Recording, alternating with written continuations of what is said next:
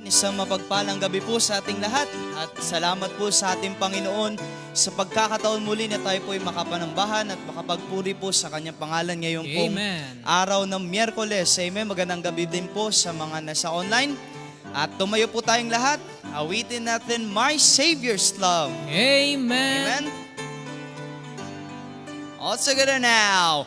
I stand amazed in the presence of Jesus the Nazarene, and wonder how he could love me, a sinner condemned and clean. Amen. How marvelous, how wonderful, and my song shall ever be. How marvelous, how wonderful is my Savior's love for me.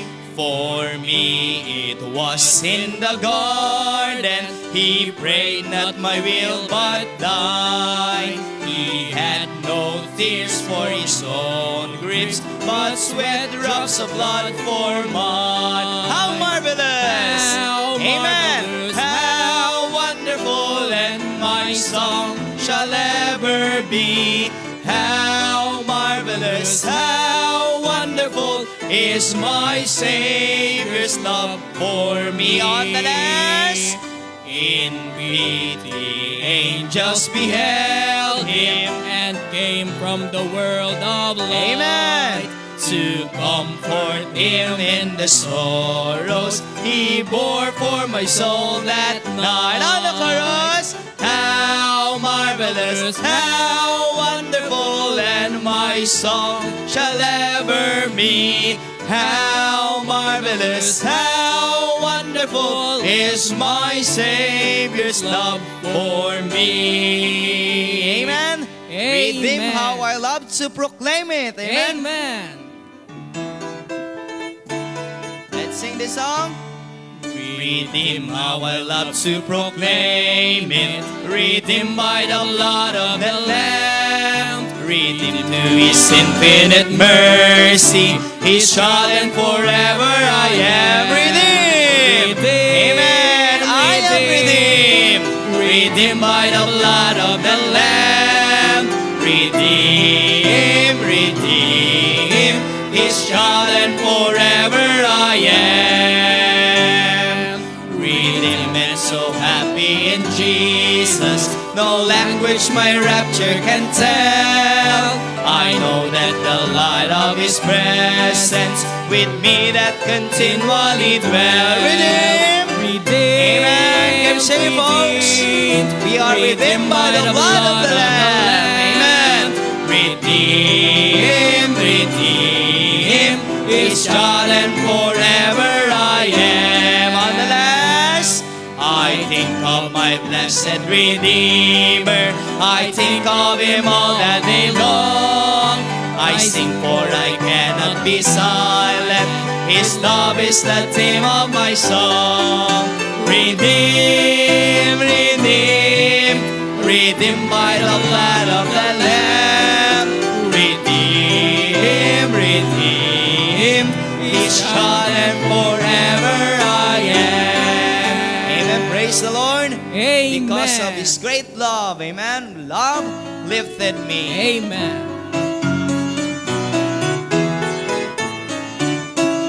I was sinking deep in sin, far from the peaceful shore, very deeply stained within, sinking to rise no more. But the Master of the sea heard my despairing cry, from the waters lifted me, now safe am I. Love lifted me. Amen. Lifted me. Thank you, Lord, for that love. Amen. Lifted me. When nothing else could help, love lifted me.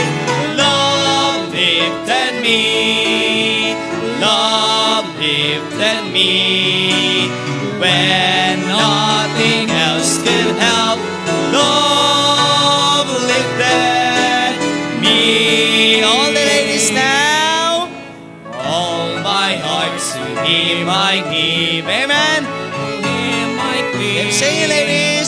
In His blessed presence live. Amen.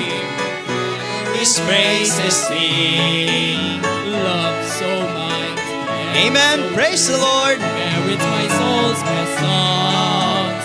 Faithful, loving service To Him belongs. all together in chorus. Love lifted me. Love lifted me. When nothing else could help, love lifted me. Love lifted me. Love lifted me. When nothing else could help, love lifted me. All the men, souls in danger, look above. Jesus completely saves. He will lift you by His love. Amen. His love out of the angry rain. Amen. He's the master of the sea. Knows His will obey. He your Savior wants to be. Be saved today. All together. Love lifted me. Let's sing Christ. Christ lifted me. When nothing else can help, Christ lifted me. Christ lifted me. Christ lifted me. When nothing else could help, Christ lifted me. Amen. Praise the Lord.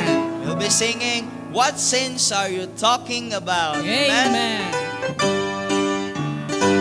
Salamat sa Panginoon. Ilinis niya tayo ng kanyang dugo. Amen. Ilinis Amen. niya tayo sa kasalanan. Let's sing this song.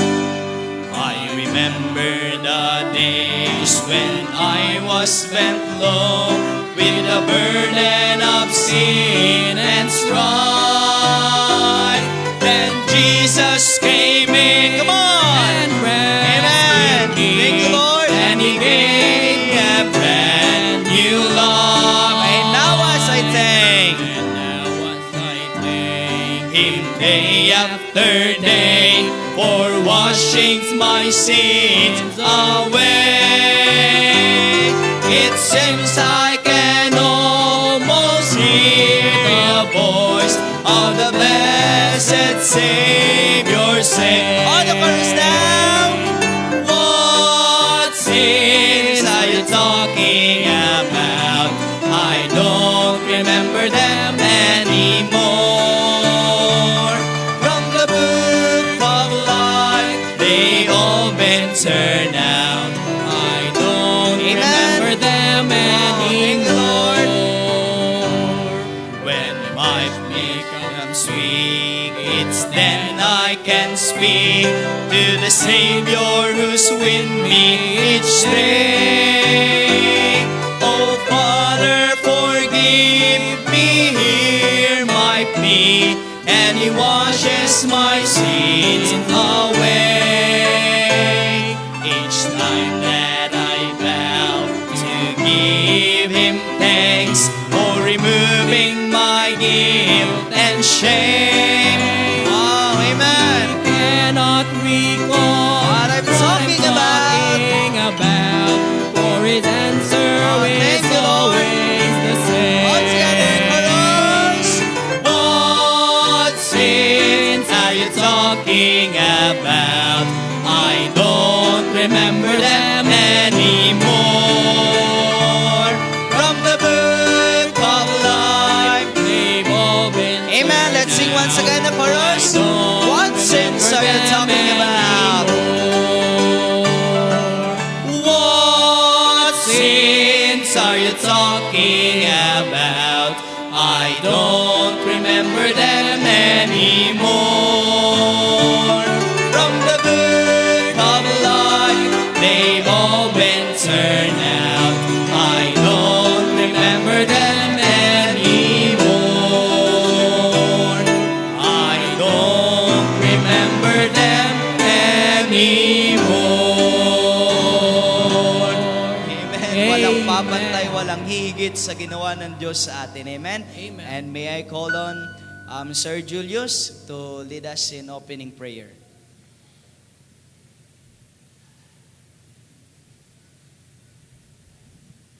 Manalangin tayo, dakilang Diyos sa mga mapagpala. Thank you, Lord, for your wonderful grace nang nagdala sa amin sa buhay na purposeful, dear Lord. Thank you, Lord. Salamat po dahilan sa iyong biyaya, Panginoon. Pinawalan sala niyo po kami. And then, when we condemn ourselves, dear God, your answer will be, what sins are you talking about? It's already been paid and washed away by the blood of Jesus. Salamat po, Panginoon. And that's the reason why we worship you, we give you thanks, dear Lord God. Salamat po sa mga awitin. Lord, we pray for tonight's service. Kayo po ang siyang manguna, Panginoon. Please speak to us as your word be preached by your servant tonight, dear God. Salamat po sa iyong salita na nagbigay muli sa amin ng pagkatuto po, Panginoon. Lord, we lift you up, our preparation for the coming fourth Fires of Evangelism Conference, dear Lord. And we learned na marami na po ang mga nag-register. We pray for their traveling mercy, for their needs as well. And much more, dear God, sa amin pong pangangailangan dito sa church so that we could serve these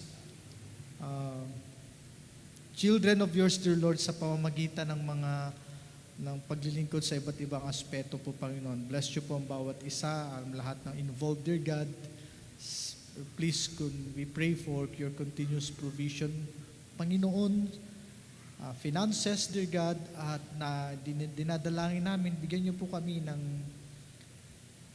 kalusugan, Panginoon, physical at spiritual, Panginoon.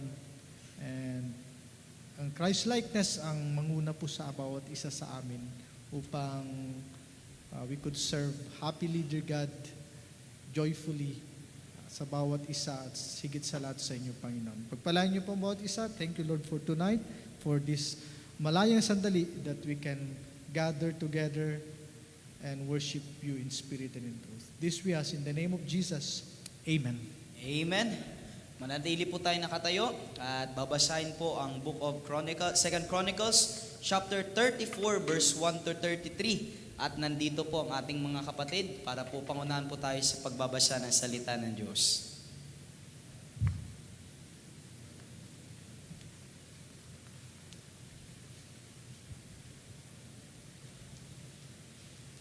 So ayan po, magandang gabi po muli sa ating lahat. Tayo po ay magbabasa po ng salita ng Diyos at salitan po tayo. At sa huling talata po ay sabay-sabay po tayong lahat.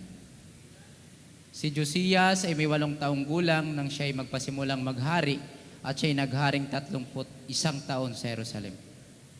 At siya ay gumawa ng matuwid sa harap ng mga mata ng Panginoon at lumakad ng mga lakad ni David na kanyang magulang at hindi lumiko sa kanan o sa kaliwa. Sapagkat sa 8 taon ng kanyang paghahari, samantalang siya ay bata pa, kanyang pinasimulang hinanap ang Diyos ni David. Sa kanyang mga bagulang at sa 12 taon ay kanyang pinasimulang nilinis ang Huda at Jerusalem at inalis ang mga mataas na dako at ang mga sira at ang mga larawang inanyuan at ang mga larawang binubo. At kanilang ibinasag ang mga dambana ng mga Baal sa kanyang harapan at ang mga larawang araw na nasa ibabaw nila ay kanyang ibinagsak at ang mga asera at ang mga larawang inanyuan at ang mga larawang binubo at kanyang pinagputol-putol at dinurog at isinabog sa mga libingan na naghahain sa kanila. At sinunog niya ang mga buto ng mga saserdote sa kanilang mga dambana at nilinis ang Huda at ang Jerusalem. At gayon ang ginawa niya sa mga bayan ng Manases at Ephraim at Simeon hanggang sa Neptali sa kanilang mga guho sa palibot. At kanyang ibinagsak ang mga dambana at pinukpok ang mga sira at ang mga larawang inanyuan ay dinurog at pinagputol-putol ang lahat ng larawang araw sa buong lupain ng Israel at nagbalik sa Jerusalem. Sa ika-18 taon nga ng kanyang paghahari, ng kanyang malinis ang lupain, at ang bahay, ay kanyang sinugo si Sapan na anak ni Asalias, at si Maasiyas na tagapamahala ng bayan, at si Joa na anak ni Joakas na kasungguni, upang husayin ang bahay ng Panginoon niyang Diyos. At sila'y nagsiparoon kay Hilciyas na dakilang saserdote at ibinigay ang salapi na napasok sa bahay ng Diyos na nakuha ng mga Levita na tagatanod pinto sa kamay ng Manases at ng Ephraim at sa lahat ng nalabi sa Israel at sa buong Huda at Benjamin at mga taga-Jerusalem. At kanilang ibinigay sa kamay ng mga manggagawa ng siyang nagmamahala sa bahay ng Panginoon, at ibinigay ng mga manggagawa ng bahay ng Panginoon upang husayin at pagtibayin ang bahay. Sa makatuwid bagay, sa mga anluwagi at sa mga nagtatayo na ibinigay nila upang ibili ng mga batong tinabas at ng mga kahoy na panghalang at upang ipagawa ng mga sikang sa mga bahay na giniba, mga hari sa Huda. At ginawa ng mga lalaki na may pagtatapat ang gawain, at ang mga tagapamahala ng mga yaon ay si Jehat at si Abdias, na mga Libita, sa mga anak ni Merari, at si Zacarias at si Mesulam, sa mga anak ng mga Koatita, upang ipagpatuloy at ang iba pa sa mga Libita, lahat na binasa sa padugtog ng tugtugin. Nasa mga tagadala ng mga pasan naman sila at pinamahalaan ng lahat na nagsisigawa ng gawain sa sari-saring paglilingkod, at sa mga Levita ay may kalihim at mga pinuno at mga tagatanod pinto. At nang kanilang ilalabas ang mga salapi na napasok sa bahay ng Panginoon, nasumpungan ni Hilciyas na saserdote ang aklat ng kautusan ng Panginoon na ibinigay sa pamamagitan ni Moises. At si Hilciyas ay sumagot at sinabi niya kay Sapan na kalihim, aking nasumpungan ang aklat ng kautusan sa bahay ng Panginoon, at ibinigay ni Hilciyas ang aklat kay Sapan.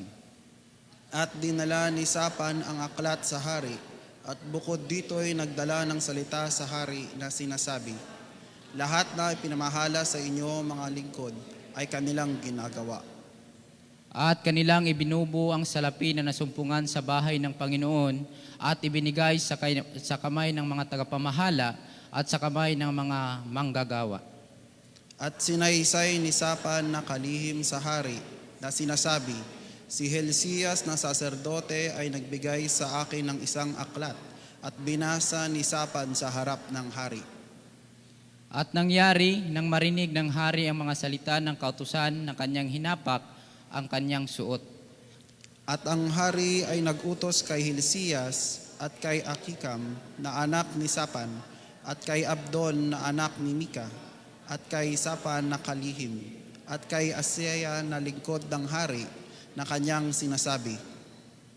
Verse 21 po, sabay-sabay po tayong lahat.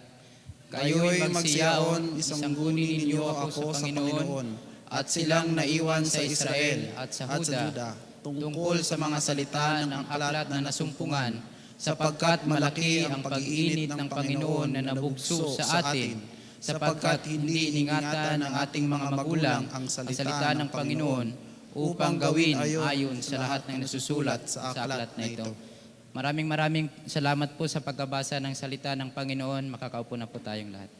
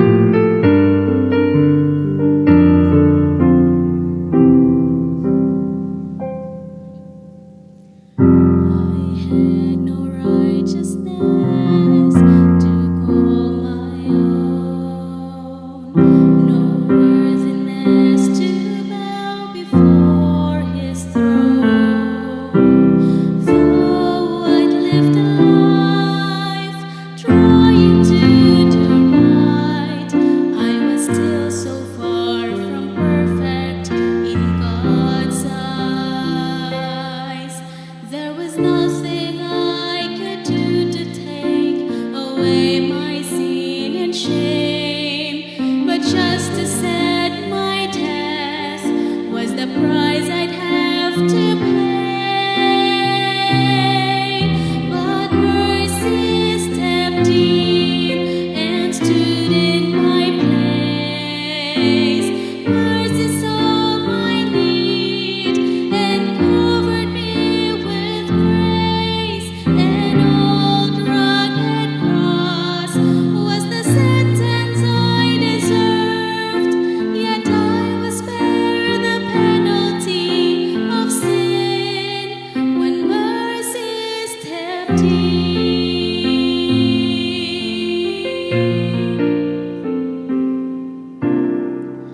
God knows the road you've walked. He knows your heart.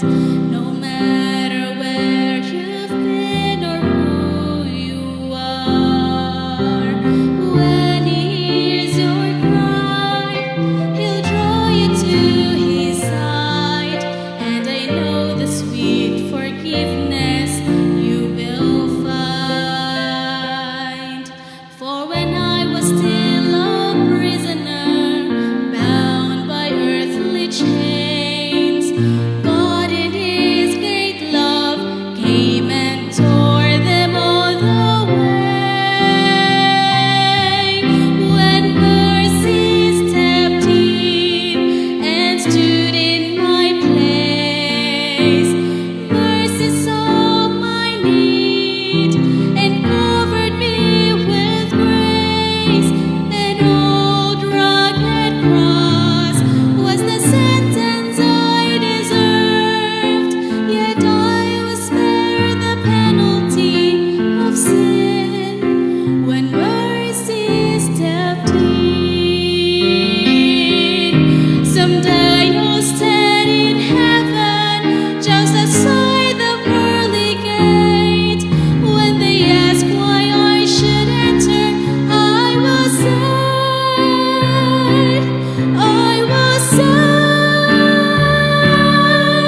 that mercy stepped in and stood in my place.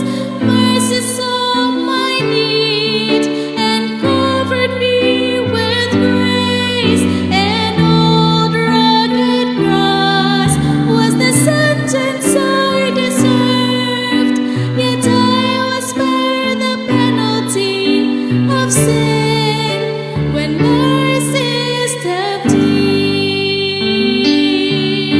An old rugged cross was the sentence I deserved, yet I was spared the penalty of sin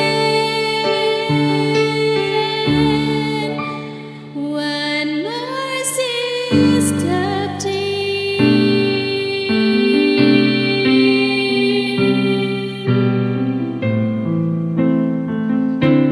When mercy stepped in.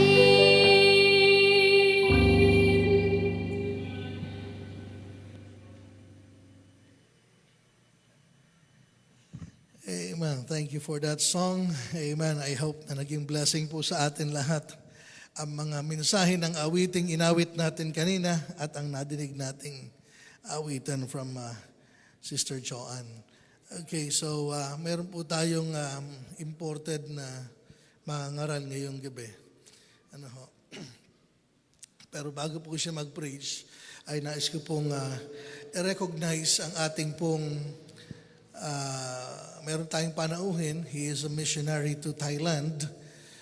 Okay, came from Bontok Mountain Province. Okay, so Pastor Marciano Gitabaw, can you stand up? Okay, yes. Pwede pong mag-share kayo kahit 5 minutes, Pastor, ng inyong ministry. Kahit 5 minutes lang po. At least madinig namin ang gawaing siya ay PWD pero ginagamit ng Panginoon sa ministry. Meron silang ilang mga gawain sa Mountain Province. Siya po ay nagpapastor doon Tapos tinawag ng Panginoon to be a missionary sa foreign field at kanyang iiwanan ang gawain sa Mountain Province at pupunta sa Thailand. Amen. Pastor Marciano Gitabao. Thank you so much, Pastor. Magandang gabi po sa bawat isa. I am blessed to stand before you. Salamat sa pastor dito and everyone. I feel nervous. Kapag nakikita ko kayo, at least sa likod din nun ay malaking blessing na meron kaming counterpart dito. And I have you with me to pray. Ang aming bayan po ang aming province po ay Mountain Province. Yun po yung dating capital ng Old Mountain Province. Right now is Cordillera Administrative Region.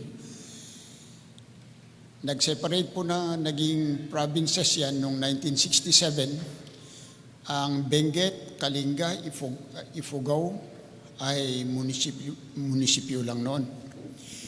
We are blessed to have the word of God coming to our place. Ito po ay dinala ng dating sundalo.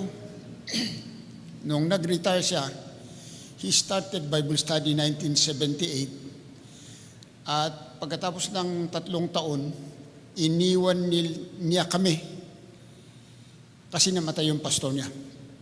Pagbalik, hindi po kami binalikan, nasa Lawag na. Nagsimula ng Central Baptist Church. Para kami sisiw na nag-survive, but the grace of God was there. Ay kami din po ay for 46 years in existence. Wala pa po kaming building, may mission naman. Now to tell a little bit, meron pong dumating na punto na ang aming pastor sabi, bakit pala sa atin wala tayong trabaho sa out of our local place? So we thought of preparing a message for 3 to 4 months. Pagkatapos, from there, magkaroon ng culmination of invitation, thinking that out from the ranks of young people will come missionaries to respond to go to Asia or Africa, Russia. Yung Sunday po na yun ay wala pong tumugon. It's like saying it was a zero day, it was a sad day. Pero may iisa, ako po yung kinausap ng Diyos. At hindi ko rin sinabi sa aking pastor na wala ako ng 1 month. And then I saw Thailand. I said, Panginoon, paano ito? Wala po akong pamasahe. So God provided me. I went to see Thailand. But this in my mind, sabi ko, pwede pala pagdating ko dito, I can teach English and then start a work also. Nung pumunta ako ng 2023, sabi ko, mali.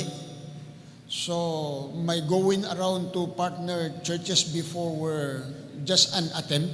At sabi ko, kung bibigyan ako ngayon sa aking pagbalik, by the way, I came home para i-enroll yung aking panganay na dinali ng cellphone for 4 years. Imbis na mag-graduate ng college, ay parang nasayang.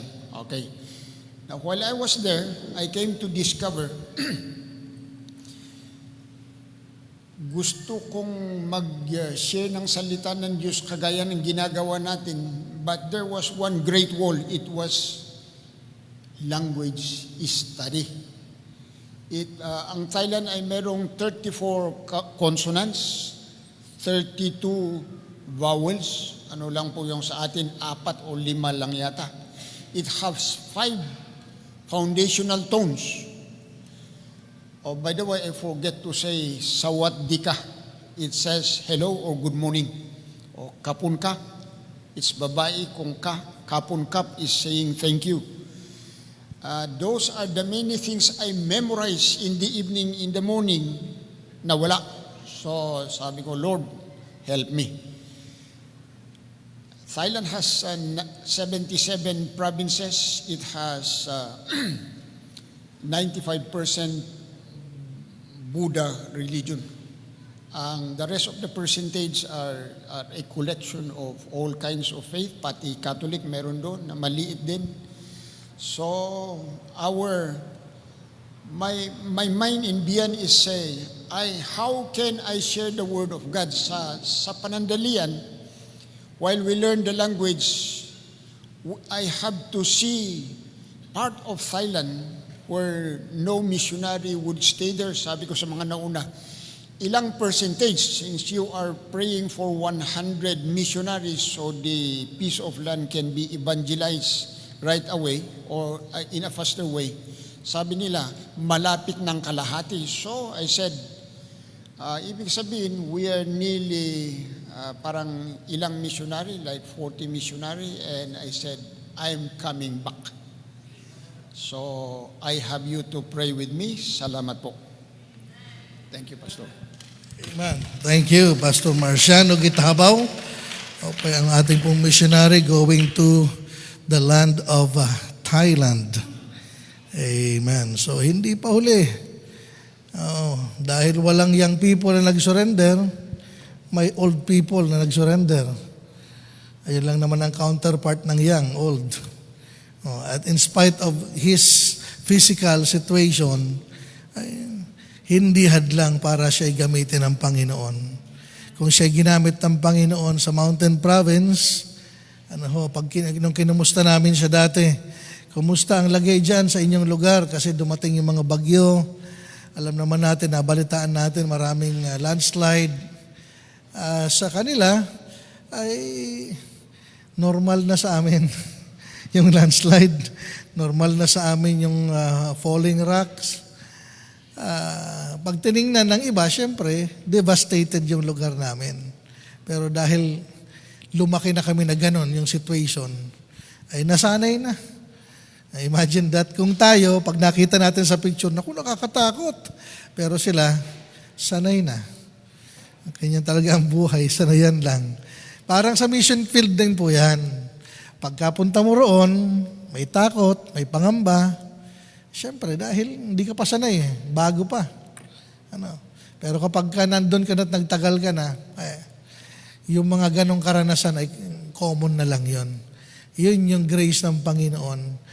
Kung bakit ka nakakatagal, that's the sustaining grace of God. At provision ng Panginoon. So, hindi po madali yung mga ganong hakbang sa pananampalataya. So, we praise God tonight sapagkat nag-provide ang Panginoon ng isang Samaritano. Sabi ko sa inyo, foreigner ito. From overseas. Okay, from the land of Samar. Okay, amen. Ang ating pong kamanggagawa at manggagawa sa Christ Baptist Church, Pastor Benji Habaan. Amen. Amen. Maraming salamat po muli sa pribilehiyo na makatayo sa likod ng pulpitong ito at makapagbahagi sa inyo ng salita ng Diyos. Magandang gabi po muli sa ating lahat, Christ Baptist Church, and I hope na tayo po ay masaya na narito ngayon sa bahay-sambahan para tayong lahat ay magpuri at magpasalamat sa Panginoon. At tayo po ay magsitayong lahat at tayo po ay magbubukas na po ng ating mga Biblia bago po tayo dumako sa ating panalangin. In the book of 1 Samuel chapter 13 verse number 14. Ayan. So, salamat po sa ating mahal na pastor na kung saan muli tayong napagkatiwalaan upang makapangaral ng salita ng Diyos behind this pulpit. 1 Samuel chapter 13 verse number 14. Okay, nandiyan na po ang lahat. Amen. Basahin po natin to ng malakas. Ready now, begin.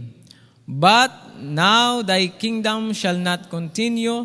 The Lord hath sought him a man after his own heart, and the Lord hath commanded him to be captain over his people, because thou hast not kept that which the Lord commanded thee. Tayo sandaling manalangin. Ama naming Diyos na makapangyarihan sa lahat, maraming salamat po, Panginoon, sa buhay at kalakasan na patuloy niyo pong ibinibigay at pinagagamit sa amin.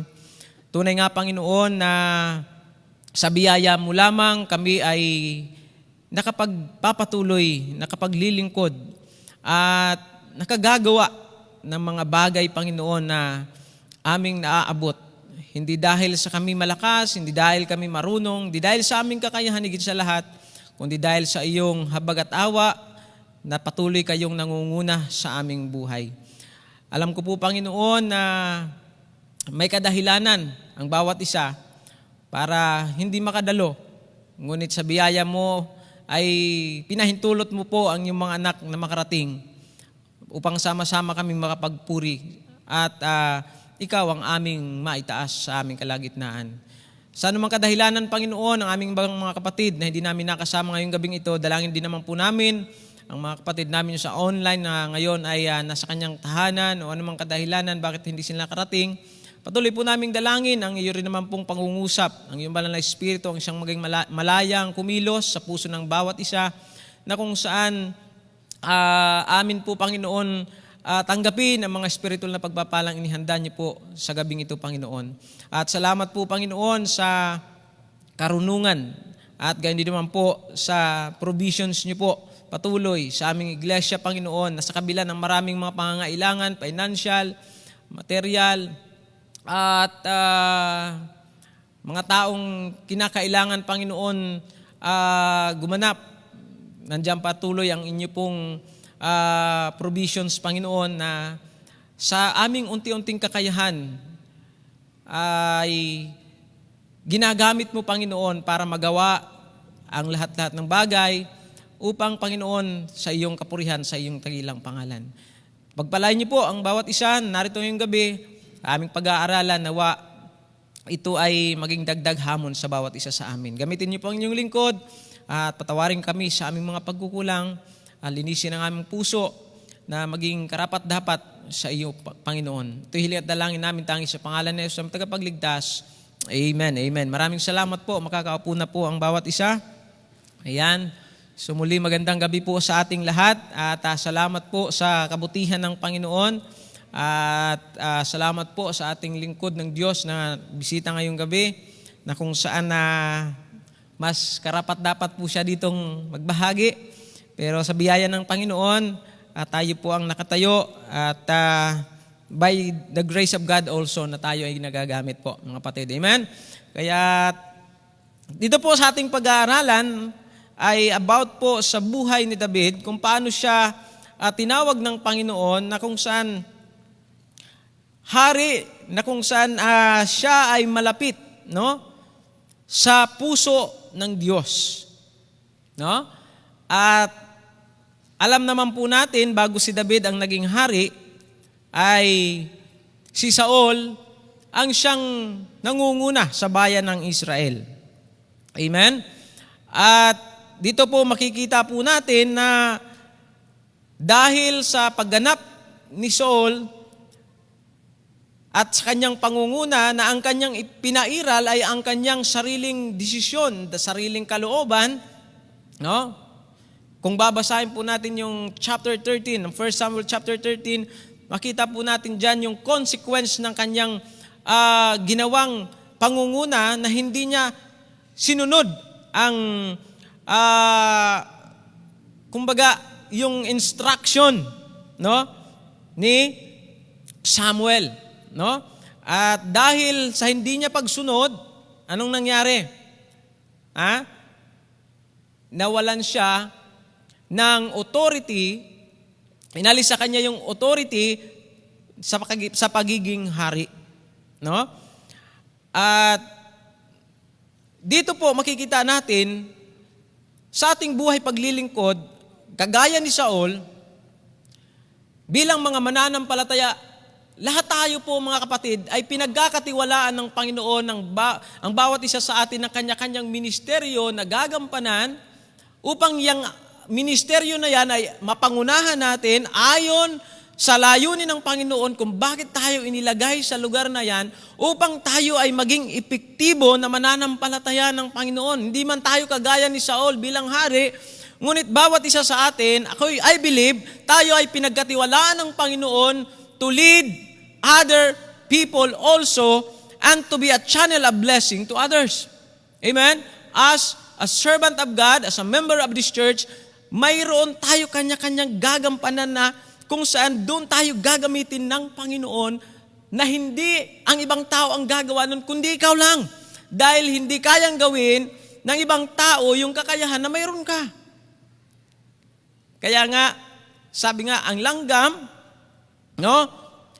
Kahit maliliit yan, pag yan nagsama-sama at binuhat nila yung malaki, ay nagiging magaan at nagagamit nila madala kung saan nila ibig dalhin sapagkat mayroon silang kanya-kanyang part na ginagampanan ayon sa disenyo ng Panginoon na pagkalagay sa kanila. Bilang iglesia po, lahat tayo inilagay ng Panginoon sa layunin ng Diyos na tayong lahat ay maglingkod sa Kanya. Amen? Na sa layunin na tayong lahat ay ibig ng Diyos maging epektibong mananampalataya sa Kanyang iglesia. At yun po ang laging panalangin ng ating mahal na pastor na bawat mananampalataya sa iglesyang ito, tayo po ay makipasan, makibahagi, at lahat tayo ay magkaisa alang-alang sa Panginoon. Not in the name of Christ Baptist Church, but by the name of God. Amen? Para sa Panginoon. So, ayan. Ano nangyari? Alam nyo, minsan, ang mga bagay na ating ginagampanan, pwede kasing nagiging routine na lang. Kaya mo ginagawa ang isang bagay. At yun yung time kung bakit si Saul ay inalis ng Panginoon sapagkat pinairal niya yung kanyang sariling kagustuhan. At siya'y pinalitan bilang hari. Sinong ipinalit? Si David. Sabi ng Panginoon, ngunit ngayoy ang iyong kaharian ay hindi magtatagal. Ang Panginoon ay umanap sa kanya ng isang lalaking ayon sa kanyang sariling puso. At iniutos ng Panginoon sa kanya na maging pinuno sa kanyang bayan. At kita naman po natin kung gaano kahusay na hari ang ipinalit ng Panginoon na si David. Amen? At bilang hari, itong si David po, may ilang mga katangian na makikita po natin sa kanya, sa kanyang pangunguna bilang isang hari, no? At ilang mga bagay po, saglit lang po tayo, 6 lang po ito. Amen? At una po, anong makikita natin? Nakatangian ni David bilang hari. Bakit siya tinawag na after God's own heart? Una, sapagkat si David, siya ay nakakita ng Panginoon ng katapatan at pagtitiwala sa Diyos. Amen? Nakita po ba natin yon?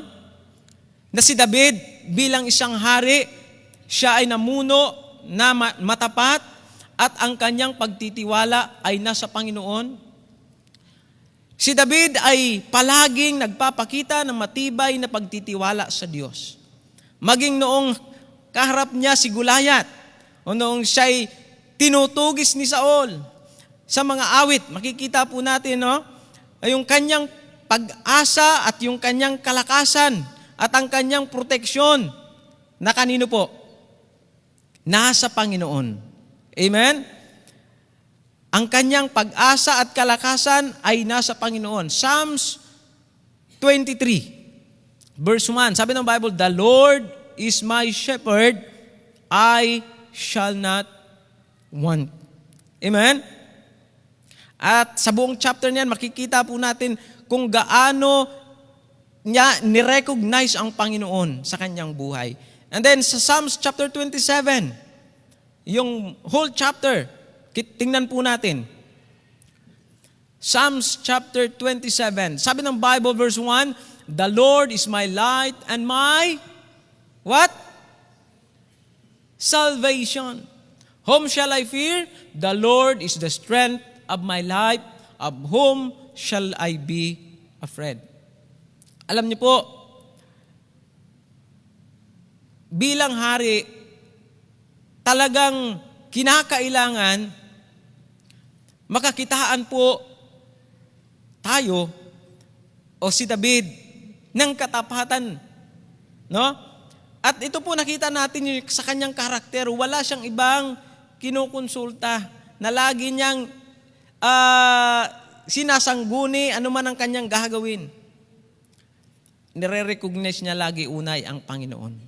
Sa bawat tagumpay na kanyang naabot, narating, hindi yun dahil sa kanyang lakas, hindi yun dahil sa kanyang karunungan, hindi po yun dahil sa kanyang galing. Yun ay dahil natutunan ni David magtapat at pagtiwalaan ang Panginoon. Amen? Ang Panginoon ay aking pastor, hindi ako mangangailangan. Yan sabi niya, di ba? And then, sabi po dito, ang pagtitiwala ni David ay hindi lamang paniniwala, kundi aktibong pag-asa. Kanino siya umaasa? Sa Panginoon. Amen?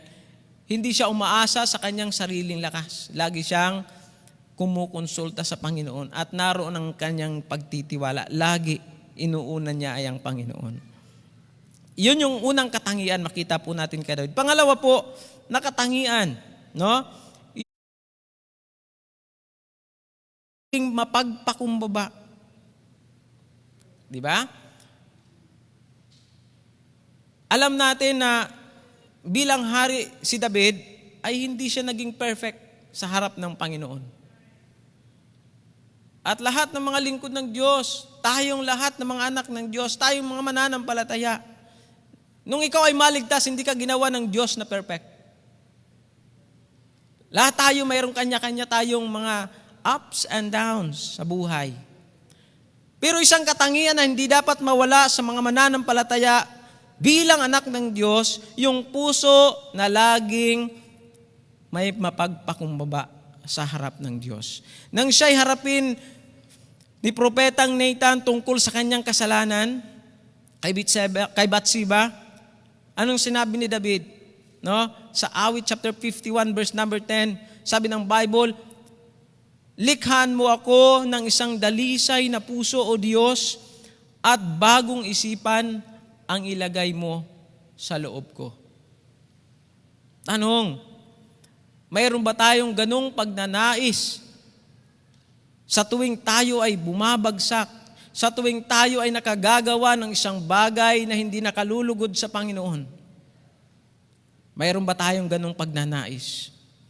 Alam po natin, mga minamahal, na tayo sa araw-araw, tayo po ay nakikipaglaban una sa ating sarili. Yan yung tatlong kalaban natin, self, yung si Satan, at saka yung system of this world, yung sanlibutan, no?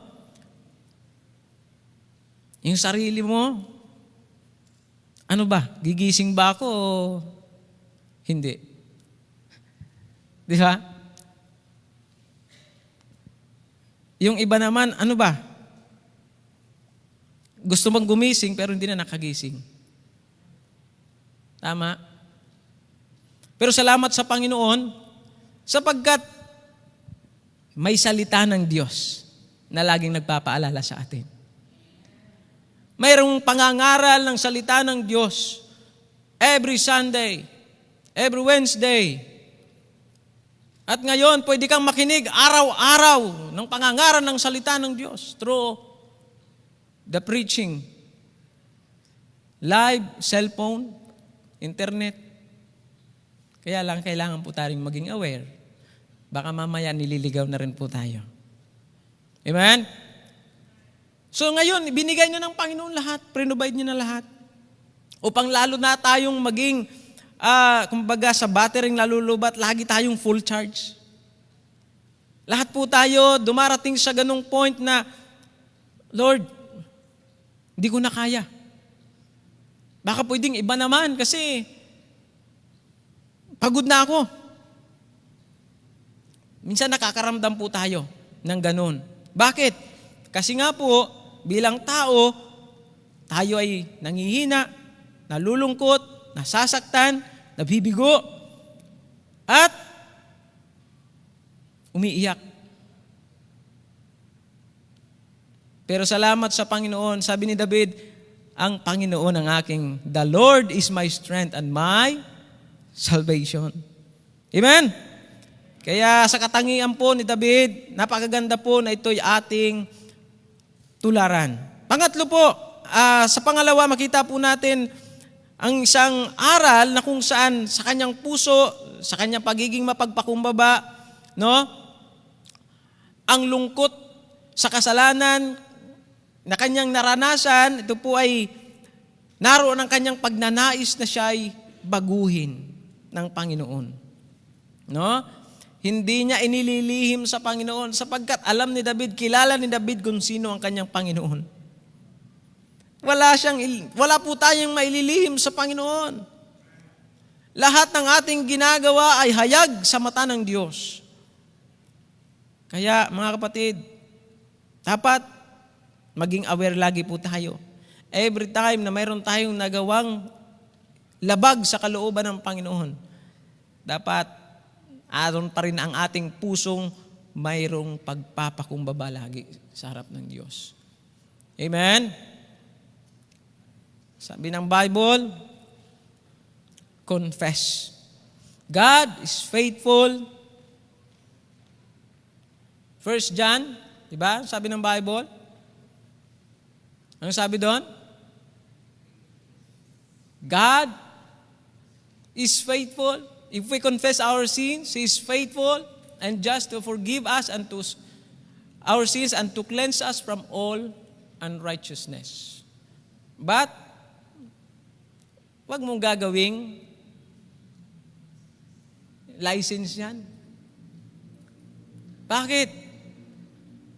Kasi, every time tayo nakagagawa ng kasalanan, mayroon pong consequence yan, mga kapatid. Do you believe that? May consequence bawat kasalanan na ating ginagawa. Kahit humingi ka pa ng tawad, antayin mo, may palo yan. Kaya, wag mong abusuhin ang kabaitan ng Diyos. Amen? Wag mo nang antayin na dumating ka pa sa palo bago ka pa magsisi. Amen? Kasi pag pinalo tayo ng Diyos, di natin magugustuhan. Kaya salamat po. Ang katangian ni David bilang hari, makita po natin na siya ay mayroong pusong mapagpakumbaba. Pangatlo, pagsunod sa kalooban ng Diyos. Samuel chapter 23 verse number 2. Anong sabi po ng Bible? Si David ay laging humihingi ng gabay ng Diyos bago gumawa ng desisyon. Ayan po ang makikita nating aral sa buhay ni David bilang siya ay hari na sumusunod sa kalooban ng Diyos. Okay, anong sabi dyan? Basahin po natin ng malakas. Ready? Begin. 1 Samuel chapter 23 verse number 2. Ayan, pakilagay po sa screen. 1 Samuel chapter 23 verse number 2. Ready? Begin. Therefore, inquired of the Lord, saying, shall I go and smite these Philistines? And the Lord said unto David, go and smite the Philistines and save Keilah. Kanino siya sumasangguni? Sa bawat desisyon na kanyang ginagawa, sumasangguni po siya sa Panginoon. Sometimes, nagiging routine po ang ating gawain araw-araw. Kung kaya't pagising natin, alam na agad natin yung gagawin natin. Kasi nakalista eh. Pero, nalilimutan natin mag-inquire sa Panginoon, nating Diyos, na nagbibigay ng buhay at lakas at siyang nagbibigay ng dahilan para tayo magising. Kailangan pala yun, mga kapatid. Amen? Kailangan po yun. Alalahanin po natin, ito yung karakter na maganda nating tularan kay David. Therefore, David inquired of the Lord. Mga minamahal, sa ating pagsunod sa kalooban ng Panginoon, napakahalaga po na tayo lagi sumasangguni sa Kanya. Ang pagsunod ay tanda ng pag-ibig natin sa Diyos. Amen? Kaya dapat din nating ipasakop ang ating mga plano at kagustuhan sa layunin ng Diyos. Amen? Lord, gusto ko nang manligaw. Gusto ko nang mag-asawa. Gusto kong yumaman. Gusto ko ng ganitong mga bagay. Hindi po masama. Basta niloob ng Diyos. Masaya tayong tatanggap ng mga biyaya. Amen? Kapag ito'y kinalugdan ng Panginoon. Kaya, sunod lang po tayo sa kalooban ng Diyos. Huwag tayong lilihis. Kung tayo ay nalihis, balik po tayo sa kalooban ng Panginoon. Amen? Kung tayo nalihis, balik tayo sa kalooban ng Panginoon. Hindi pa huli ang lahat. Pangapat, katangian na makikita po natin dito kay David. Kung paano siya naging magandang halimbawa bilang isang hari. No? Kung bakit siya tinawag na after God's own heart. Sapagkat si David ay mayroon pusong sumasamba. Pusong sumasamba sa Panginoon. Amen? Si David ay kilala bilang isang taong puspos ng pagsamba. Ang kanyang mga awit ay nagpapahayag ng lahat ng emosyon, kalungkutan, galak, pasasalamat, at pag-ibig sa ating Panginoong Diyos. Amen? 2 Samuel chapter 6 verse number 14. Ano pong sabi ng Biblia? 2 Samuel chapter 6 verse number 14. Basahin po natin ng malakas. Ready? Begin. And David danced before the Lord with all his might, and David was girded with a linen ephod. Okay po? So, makita po natin, ganun na lang kanyang pagsamba. No? Ganun na lang yung pag-uumapaw ng kanyang galak ng kanyang puso na magpasalamat sa Panginoon sa kadakilaan na ginawa ng Panginoon sa kanyang buhay. At napakaganda pong tularan ang ganitong karakter na mayroon si Haring David. Na sa kabila na marami tayong, minsan dumaharap tayo sa mga pagsubok sa buhay, minsan hindi natin alam anong solusyon. No? Hindi natin alam saan tayo kukuha nung karugtong ng ating pangangailangan sa kinabukasan. At yan naman po ay hindi lingid sa akalaman ng bawat miyembro ng simbahang ito. Andyan yung kinabukasan, kinakailangan mong magbayad ng 100,000 para sa ating Meralco bill. But, as the time goes by, ang Panginoon hindi nagkulang. Hindi nagpabaya. Andun yung provision ng Panginoon. Bakit? Bakit nangyayari yon? Bakit nagawa yon? Kung sa kakayahan natin, kapos. Pero dahil ang Diyos natin ay Diyos na makapangyarihan sa lahat, Diyos na nakakaalam ng ating pangangailangan, Diyos na tumutugon, no? Ang hindi natin kaya, siya yung nagpupuno. At sino kanya ginagamit? Mga anak niya rin. Amen? Mga anak rin niya ang ginagamit ng Panginoon. Kaya po mga kapatid, sa kabila ng pagsubok, huwag mawala yung ating attitude, yung karakter ng puso na laging sumasamba sa Panginoon. Amen? Kaya ka ba narito ngayong gabi dahil sumasamba ka sa Panginoon? Gusto mong siya ang iyong sambahin? Kaya ba tayo narito ngayong gabi dahil masaya tayo na siya ang ating purihin, itaas? O kaya ka narito ngayong gabi kasi ang dami mong problema sa bahay. Kasi dami mong assignment. Kaya ka narito ngayong gabi kasi mainit sa bahay nyo. Dito may aircon. Yun ba yung dahilan?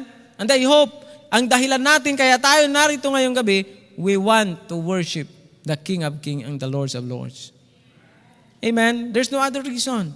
Bakit? Kasi ang Diyos natin ang dahilan bakit nagkaroon tayo ng pag-asa tayo ay naligtas. At bilang anak, ito po ang ating balik sa ginawa ng Diyos na kabutihan sa ating buhay, na kung saan sa bawat pagkakatipon, kung kaya nating magawa, punta tayo sa bahay-sambahan ng Panginoon.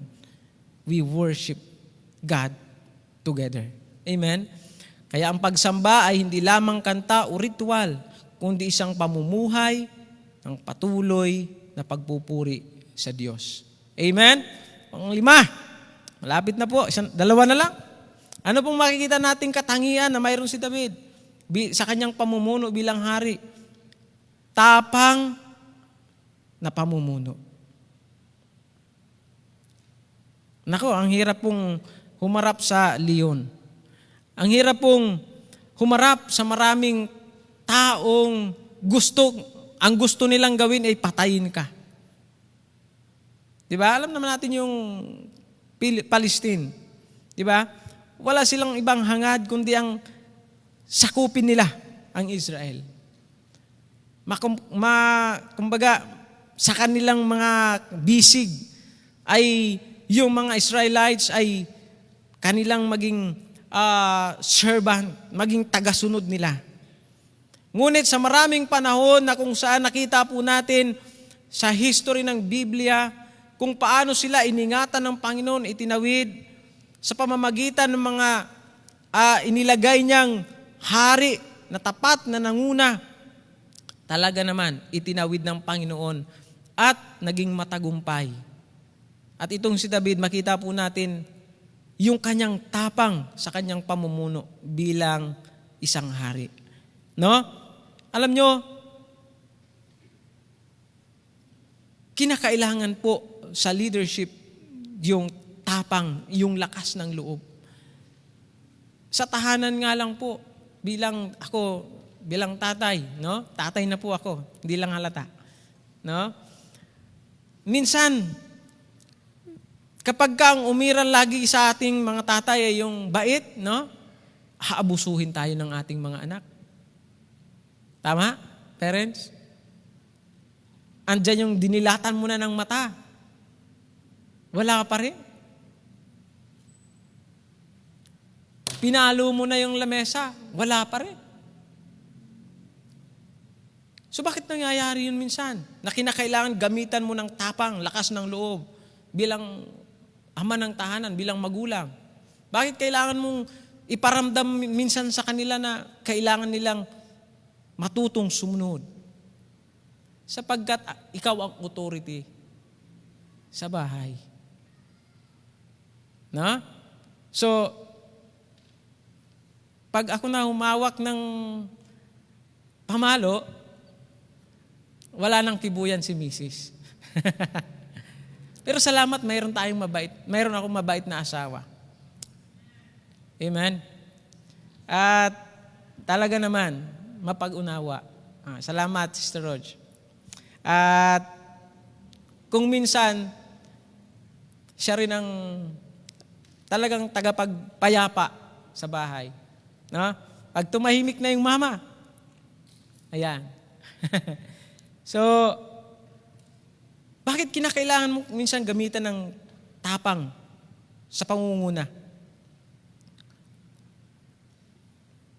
Para makita ng mga sumusunod sa iyo na ikaw bilang tagapanguna, ikaw ang dapat nilang kilalanin na masunod sapagkat ikaw ang inilagay ng Diyos para pangunahan ang buong kapulungan.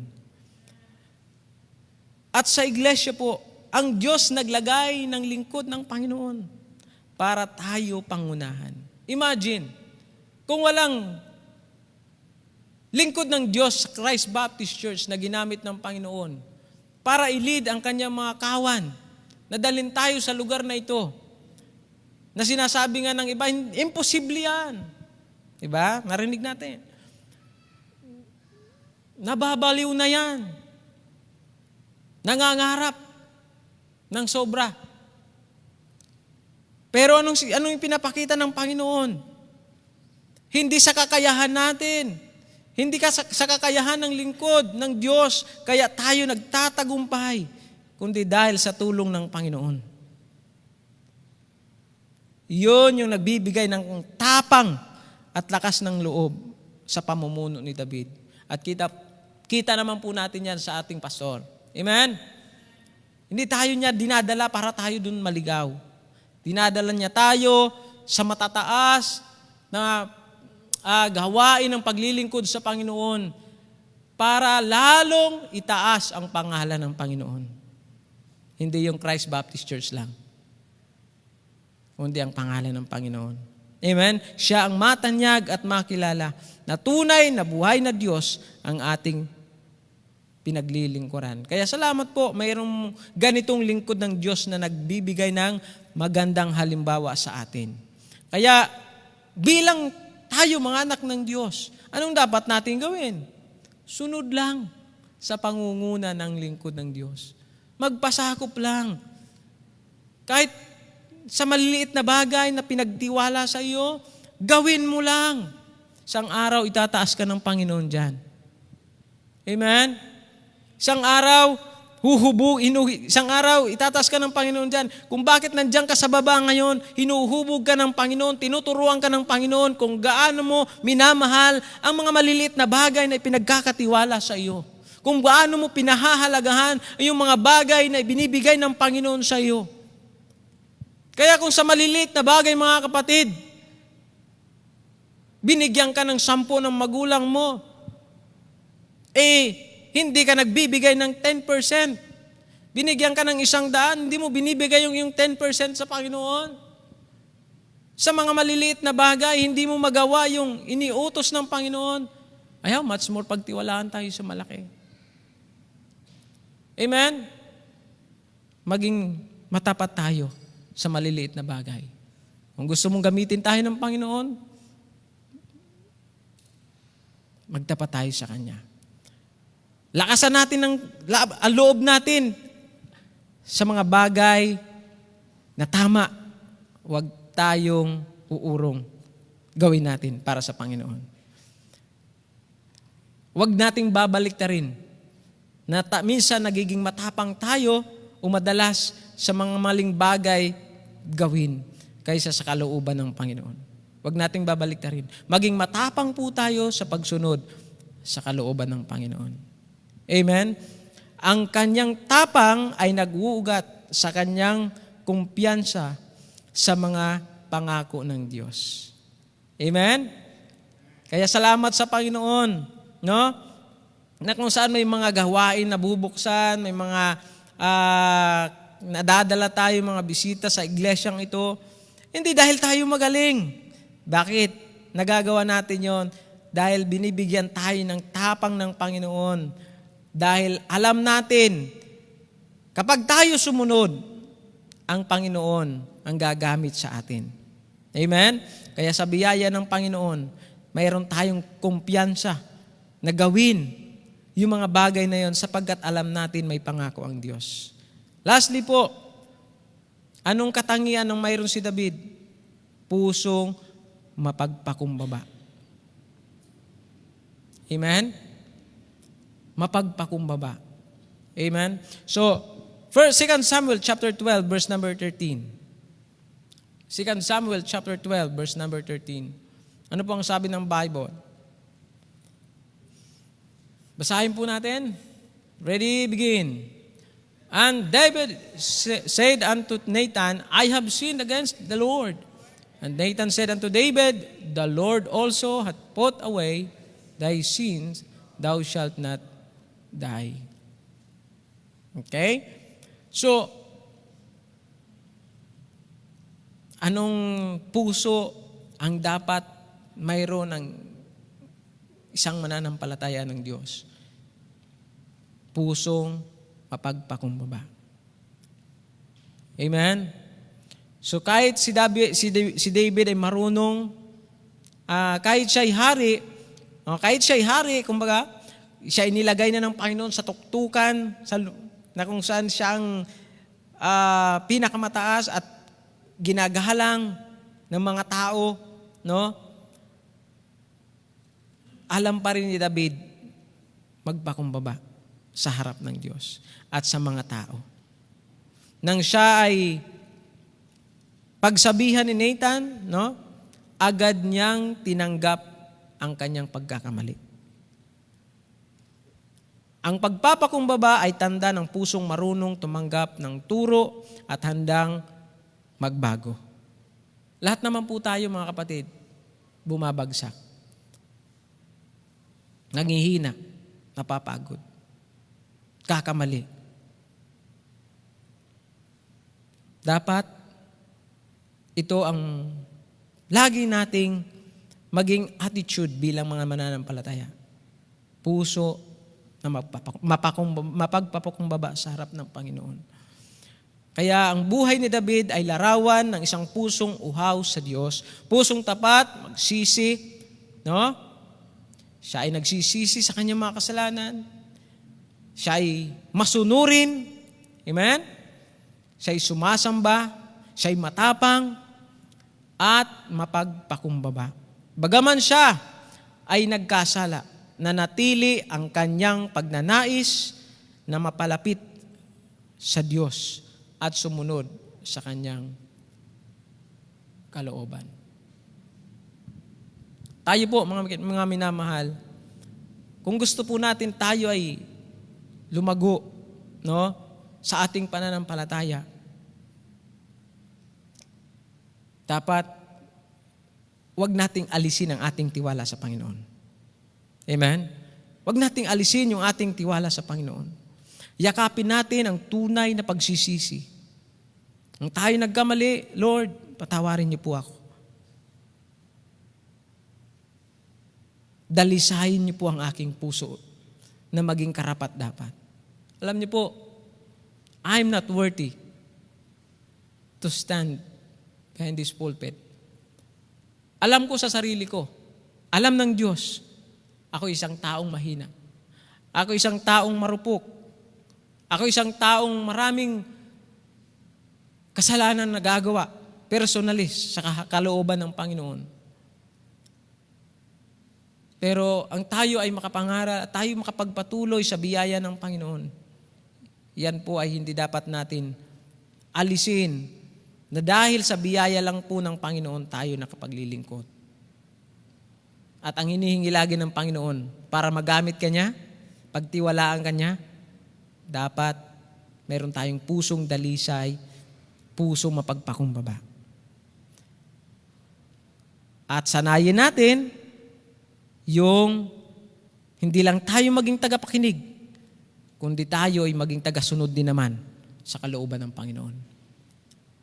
At tayo mamuhay sa tunay na pagsamba upang siya ang ating mapuri, siya ang ating mabigyan ng karangalan at wala tayong ibang maitaas kundi ang Panginoon lamang. Huwag tayong manghina sa paggawa ng mabuti. Maging matapang tayo gawin na may pananampalataya. Anuman ang mga bagay na ipinagagawa ng Diyos sa atin, kung alam mo kasama mo ang Diyos, gawin natin para sa Kanya. At sa ating paglakad, kapag tayo gumaganap ng anumang bagay na ipinaggatiwala sa atin ng Panginoon, na mayroon tayong puso ng mapagpakumbaba, nakikita ng Diyos. Itong anak ko, alam ko may kahinaan yan. Pero dahil nakita ko ng taong to, ang anak kong to, ay naroon lagi yung kanyang uhaw, yung kanyang pagnanais na magpasakop at gawin ang kalooban ng Panginoon. Hindi man tayo karapat-dapat, nagiging karapat-dapat sa tulong at habag ng Panginoon. Kaya magsisimula po sa ating sarili mismo bilang mga anak ng Diyos. Magsisimula sa ating sarili mismo ang desisyon na gawin upang tayo ay maging malapit sa puso ng Panginoon. Hindi po ibang tao gagawa niyan. Ikaw. Tayo. Upang kalugdan tayo ng Panginoon, dapat makita ng Panginoon to sa atin. Yung katangian na may pagtitiwala, mapagpakumbaba, at sasanay na sumunod sa Panginoon, namumuhay, may tunay na pagsamba, at nagiging matapang sa pananampalataya. Ano pa? Puso na mayroong mapagpakumbaba. At nawa, mga minamahal, lalo pa tayong gamitin ng Panginoon, pagkatiwalaan ng Panginoon sa marami pang bagay. Be faithful in the service of the King of Kings and Lord of Lords. And purihin ang Panginoon sapagkat sa biyaya lamang po ng Panginoon, tayo ay nakapagpapatuloy at nakapaglilingkod at nagagamit sa kanyang gawain. Kung gusto mo, kung nais mo, higit na gamitin tayo ng Panginoon, dapat matutunan natin pasakop ang ating puso, ang ating buhay sa kamay ng Diyos. Tayo magsitayong lahat, tayo manalangin. Manaming Diyos na makapangyarihan sa lahat. Muli, salamat po Panginoon sa gabing ito, sa opportunity, O Lord God, na makapagbahagi ng iyong mga salita. Salamat Panginoon sa buhay ni David, na kung saan hindi man siya perfect, pero sa kanyang pamumuhay, ipinakita niya po, Panginoon, na ang pinakamahalaga sa lahat ng bagay, hindi ang dami ng tao na sumusunod sa Kanya. Hindi ang kapangyarihan na nasa kamay niya bilang hari, kundi ang pinakamahalaga ay ang Diyos na naglagay sa Kanya bilang hari, kung kaya siya'y naging hari. Ikaw, O Diyos, ang dahilan kung bakit kami narito ngayong gabi. Ikaw, O Diyos, ang dahilan kung bakit kami naligtas. Ikaw, O Diyos, ang dahilan kung bakit kami napatawad sa aming mga kasalanan. Ikaw, O Diyos, ang dahilan kung bakit kami nakapagpapatuloy. Ikaw din po ang dahilan kung bakit kami pupunta sa langit. Salamat po, Panginoon, sa iyong pagmamahal sa amin. Salamat po sa iyong pagpapatawad. Salamat po sapagkat hindi ka nagsasawa sa katulad naming mga mahihina, sa katulad naming mga hindi karapat-dapat. Salamat po, Panginoon. Kailanman, O Diyos, ang iyong kamay ay hindi mo inurong sa amin. Panginoon, patawarin niyo po kami. May mga bagay po kaming nais na abutin. Ngunit minsan, alam po namin labag sa iyong kalooban. Di kayo ang naluluwalhati. Panginoon, patawarin niyo po kami, Panginoon. Nawa, buklurin niyo patuloy ang aming iglesia. Hindi man kami ma-recognize ng mga tao.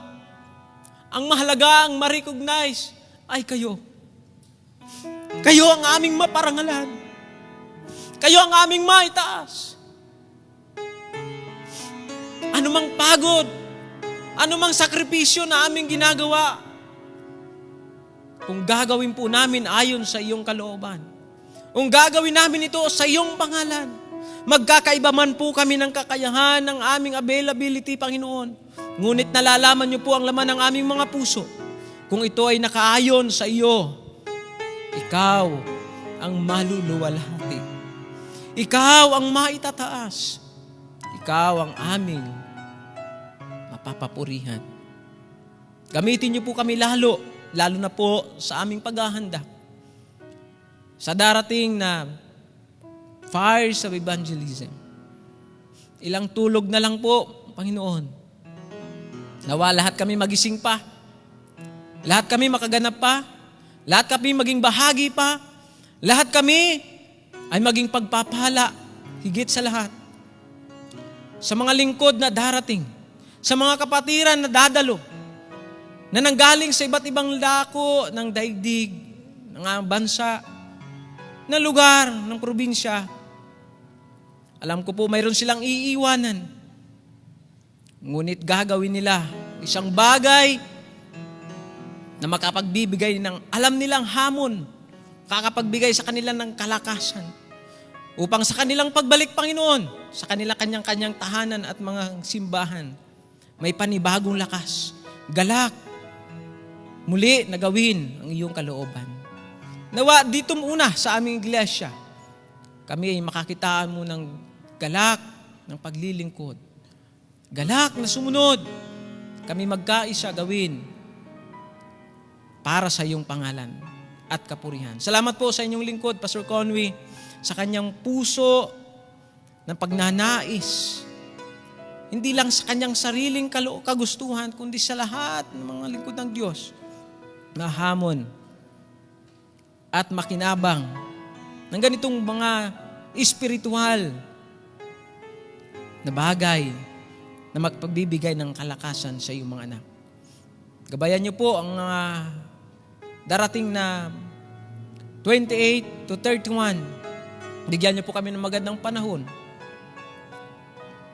Iligtas niyo po ang bawat isa sa anumang mga sakuna, sa anumang mga karamdaman. Pagalingin niyo po ang aming mga kapatiran. Nawawalang magkasakit po sa inyong mga anak. Lalo po sa Christ Baptist Church, sapagkat marami pa po kaming paghahanda na kailangan namin gawin. At ang bawat isa sa amin, gamitin mo, Panginoon o Diyos.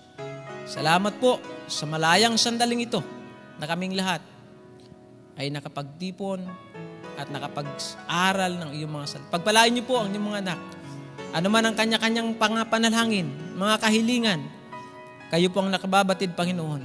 Ano man ang aming mga kakulangan, sa iyo po namin pinagtitiwala na kayo ang magpupuno at sa iyo po namin ibinabalik ang papurit pa sa salamat. Tangi sa pangalan ng Panginoon sa tagapagligtas. Amen, amen. Maraming salamat po. Magandang gabi po sa inyong lahat. Amen. Manatili po nakatayo at tayo po umawit. A Passion for Thee. Habang nag-aanda yung ating po mga usher for our offering tonight, awitin po natin ito. Right now, sing with me. Set my heart, O dear Father, on thee and thee alone.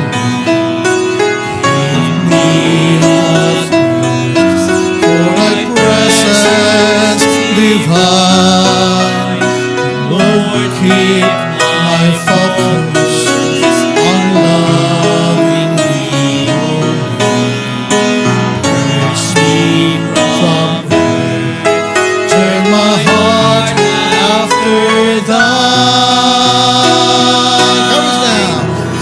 passion for thee, O Lord, set afire in my soul, and a thirst for my God. Hear thou my prayer, Lord, thy power impart, not just to serve, but to love thee with all of my heart.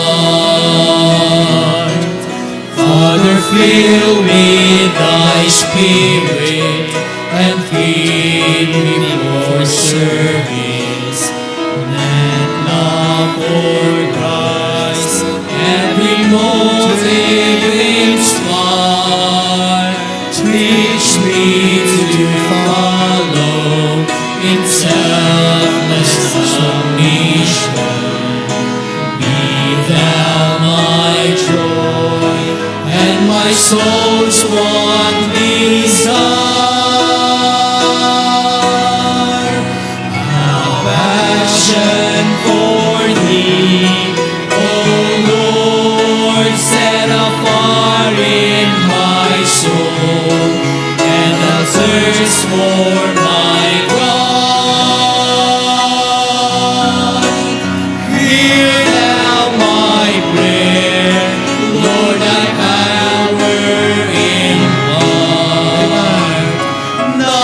just to serve, but to love Thee with all of my heart.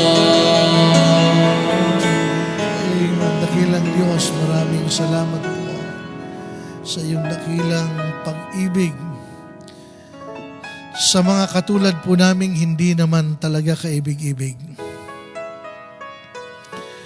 We don't deserve even your forgiveness, Panginoon. Salamat po sapagkat mas nanaig at nangibabaw ang iyong biyaya sa amin. Salamat sa mga salita mo na malayang naipahayag at maging sa lingkod mo na ginamit to minister to your people tonight. Thank you once again for encouraging each and every one to serve you, to love you more, and to be faithful to you, to trust you. Especially sa mga pagkakataon na wala kaming makita sa hinaharap. Hindi namin tanaw ang bukas. Ang mga nais naming abutin ay para bagang napakalayo.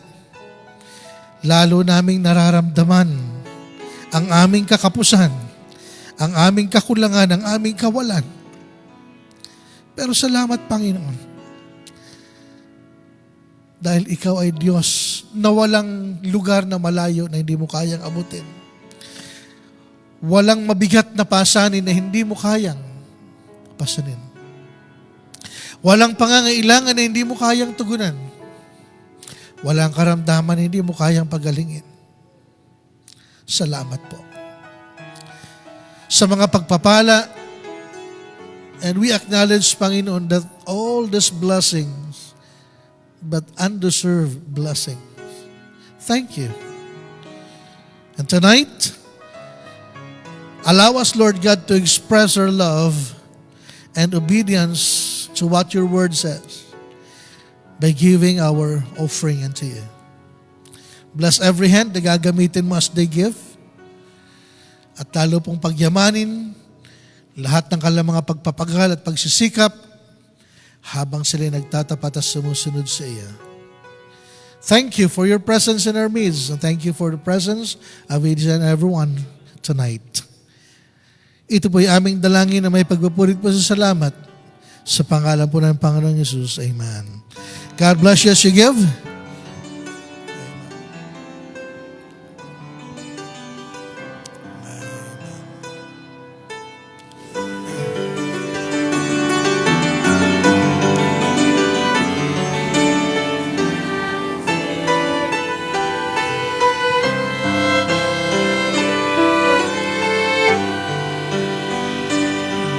Okay, amen. Tomorrow ay marami pong gagawin at dapat gawin. Isa po sa i-consider natin, I don't know kung na-check na natin yung bakanting lote doon na gagawing paradahan. Baka kailangan pong damuhan. Marami naman sa atin dito ay sanay sa damo. Yung paggagamas, yung paglilinis.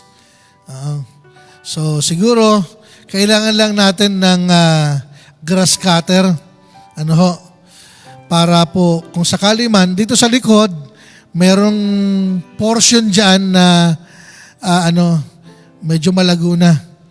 Nandito sa likod ng ating pong urban, yon kinakailangan pong tabasin, kinakailangan gamasin. Nang sa gayon ay hindi naman po matakot yung mga bisita natin na mayroon pong gamit na sasakyan para pumarada doon. Kasi pagka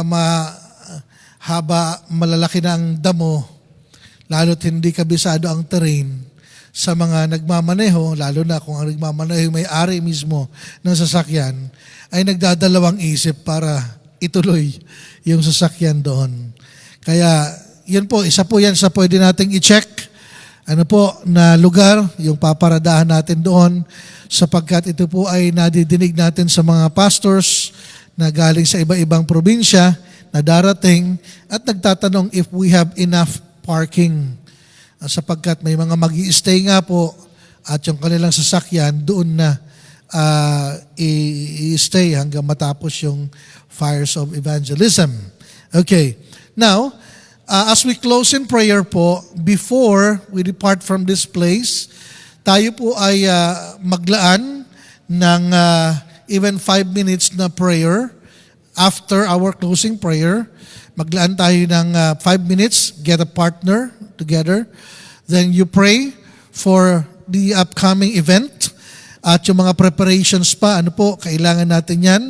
And let's pray for our speakers. Meron na pong dumating na isa from foreign land.